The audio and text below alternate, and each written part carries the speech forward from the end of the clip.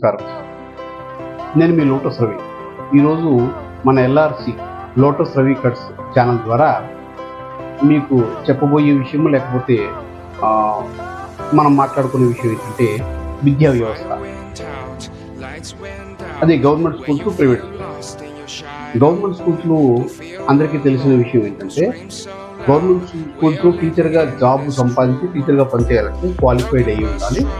Government నిర్వహించే పరీక్షల్లో ఉత్తీర్ణులయ్యి వాళ్ళు జాబ్ సాధిస్తారు. అంటే 1వ తరగతి నుంచి కూడా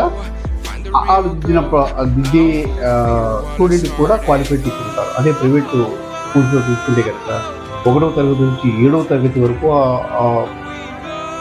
వాళ్ళు ప్రైవేట్ నాన్ క్వాలిఫైడ్ టీచర్స్ ఉంటారు. అంటే డిగ్రీ చేసిన వాళ్ళు కూడా అక్కడ ఉద్యోగం చేస్తారు, వాళ్ళు పాఠాలు బోధిస్తుంటారు. ఫ్యాకల్టీస్ కూడా ఫ్యాకల్టీలో నాన్ క్వాలిఫైడ్ అంటే డిగ్రీ చేసిన వాళ్ళు ఉంటారు.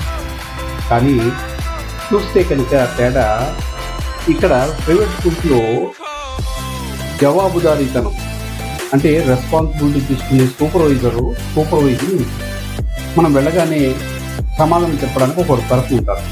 అదే గవర్నమెంట్లో చూసుకుంటే కనుక సూపర్వైజింగ్ అనేది కనిపిస్తుంది.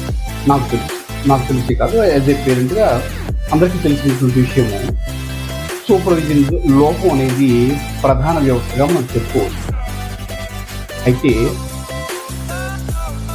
ఇప్పుడు వస్తున్నటువంటి ఈ ఆధునిక బోధనా పద్ధతుల ద్వారా విద్యా వ్యవస్థ మరింత మెరుగుపడే అవకాశం అయితే లేకపోలేదు. చూద్దాం, మరిన్ని విషయాలు మరొక వీడియోలో చర్చించుకుందాం. అంతవరకు సెలవు, నమస్కారం. నా వీడియో మీకు నచ్చినట్లయితే షేర్ చేయండి, సబ్స్క్రైబ్ చేయండి.